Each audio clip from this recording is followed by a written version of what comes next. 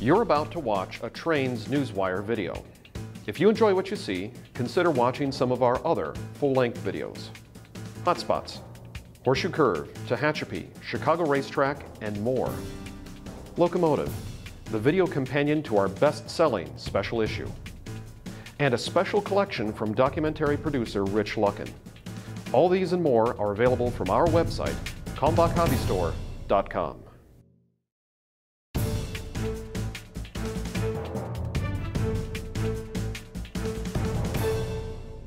What day is it? It's like a Friday, right? Today is Friday, July the 29th. I'm Jim Wrinn. June. This is Steve Sweeney. Hi, all you happy people. We're here to do Newswire and some semblance of coherence. My co-worker here in his finest Hawaiian gear. Do you want to see the map of Hawaii on the back? Sure. We got to have the full effect. See? Like that? That's truly impressive. Yeah. Lisa got this for me years ago. I'm truly impressed. I love this shirt. So we're here to recap the week's top news in railroading. Not necessarily the top news, but the news that we like. The news that captivates us. Yes. It's the top That's news right. for us. And so we think you'd like it too. So I was out late last night to a concert. I was not actually out to concert late. It's just you were stuck on the bus. Transportation to get back from there took a long time. Took 2 hours to stand in line. Wow. So this is a cautionary tale about railroading, actually.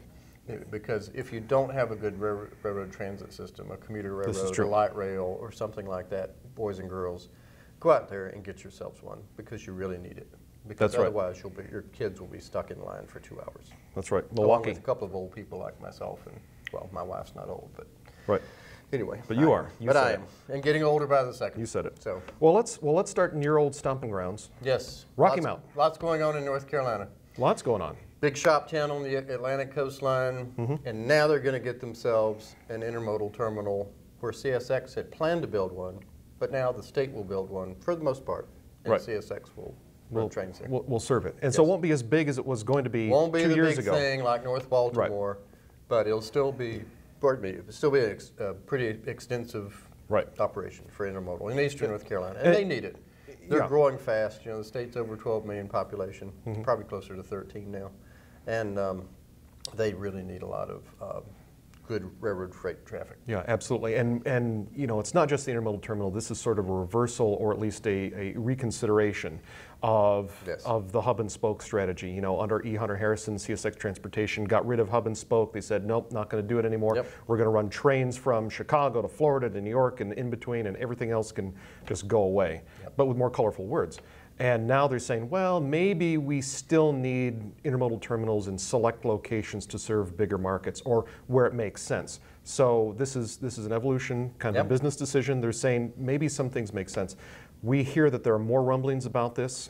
Stay tuned in the coming days and weeks. We have stories that we're just ready to pounce on once we can confirm them. So, yeah, big stuff, big stuff. Good stuff. Hey, I want to turn to controversy. I mean, we don't always have flames above the fold in our Newswire newspaper, but the BLAT, the Brotherhood of Locomotive Engineers and Trainmen, is threatening to strike in Texas if Kansas City Southern goes ahead and allows international or crews from Mexico to run across the U.S. border into the Laredo terminal. Really? Did you see this? No, I did not read that story, so you're going to have to fill me in. Well, yeah, I'd be glad to. Yeah, it's sort of interesting. Kansas City Southern had planned to do run-throughs between the two. There's like a terminal Nuevo Laredo and Laredo. So Nuevo Laredo in Mexico and Laredo in Texas. And right now, the crews stop the train on a bridge on the border and swap. That's pretty dramatic. It's pretty dramatic, and it makes for some good pictures. Bill Stevens has a picture and a story up on Newswire this week. Please go check it out and read it. But KCS had planned to get away from that because swapping on a bridge on an international border is maybe unsafe. So they were planning to have crews from the U.S. go down to Mexico and then come back, and then crews from Mexico come up to the U.S. and then go back there and just sort of save a swap in the middle. They'd still be swapping trains, but they do it at a terminal that's already closed down and locked off. So how far is it? It's about 10 miles. 10 miles. Yeah. So, but anyway, read the Newswire story. BLAT, the union members, are up in arms about this, and they I guess they're looking for a fight on this. Wow. They want it to keep the way it is. So we'll see. We'll see how that goes.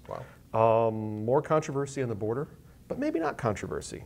I talked to John Hankey a little bit earlier this week about a proposal between North and South Korea to reopen or reconnect some rail links that they've had for, that they've severed in the past few decades.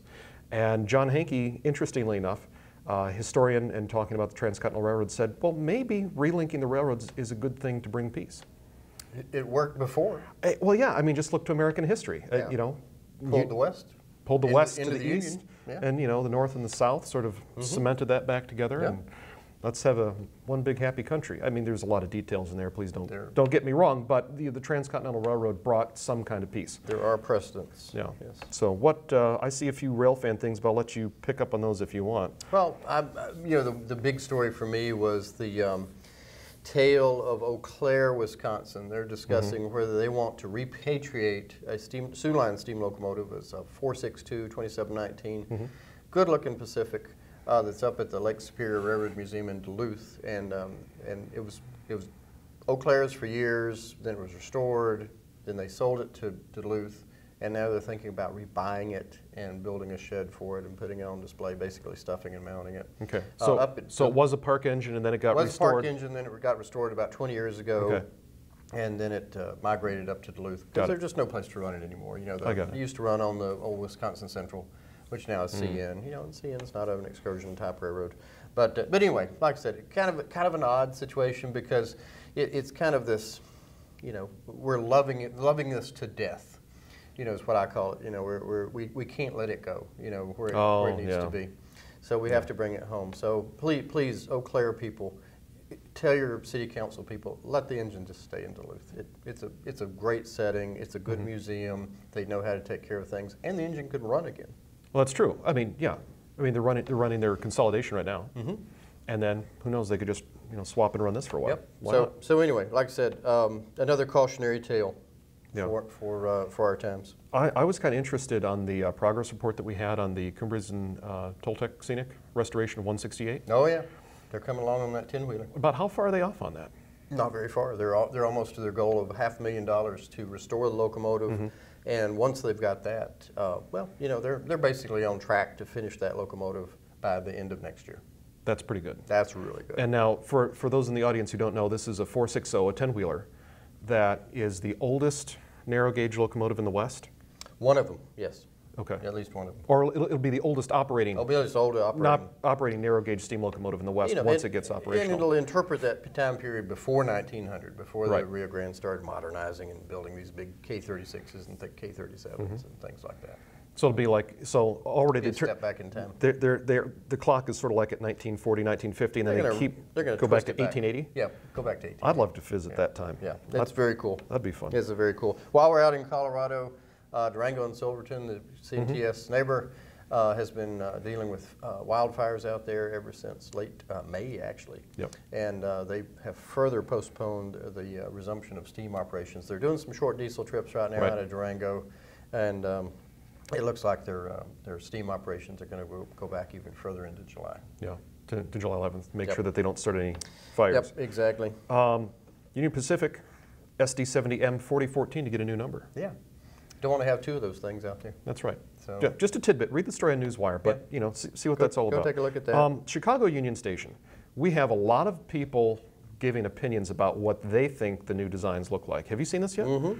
So Amtrak had hired a Chicago-based architectural firm to come up with new designs for redevelopment of Chicago Union Station, the big traditional train station that's left in downtown Chicago. And they essentially put an 8-story glass brick on top of the station in the designs. See it on Newswire. Rich Ronsky did a great story, and it's got 30, 40 comments plus, and it's one of our top stories this week so far. So is it a cap or a crown on this gorgeous station, or is it an abomination? I would go take a look at the renderings and see what do you think? I thought it looked like a glass mushroom that's not finished expanding out. It's still sort of like coming out. Still in progress. Oh dear. Yeah. Coming out of the stump. Last thing I have, I just want to say Scharfenberg. Ooh. Scharfenberg. Ooh. There is a new agreement between Siemens and a German railway equipment supplier over Scharfenberg couplers. Scharfenberg. It's fun to say. Scharfenberg. Go read the story. What is pray tell, is a Scharfenberg coupler? Well, it's It's mostly used in high-speed trains, okay. high-speed passenger trains, okay. let's clarify. And it involves 2 pins, like you take the train and then flip the coupler like this. So the pins have to go in pockets, like we've seen that before, right? But it's not only connecting the trains physically, but it connects the trains, the air hoses, the electrical line, any signal lines, HEP power, anything that's going to connect and be exchanged between the head unit. Right. All run through there. And it's done automatically. That's pretty cool. So as soon as they connect, everything's supposed to be connected without any crew input. So, well, the story is, and you can read this, that they're going to have a new software, new sensor program developed so that an engineer or a crew member can just look at a screen and say, yep, it's all coupled, it's okay. We're good to go. Bing, bing, and save an extra 30 seconds on their departure times. Come on back. Yeah. Yeah. So nice. Anyway, Scharfenberg. It's fun to say. Nice. Amtrak does not have Scharfenberg couplers. No, I wish they did, but they are looking for new coaches. So yes, be sure and take a look.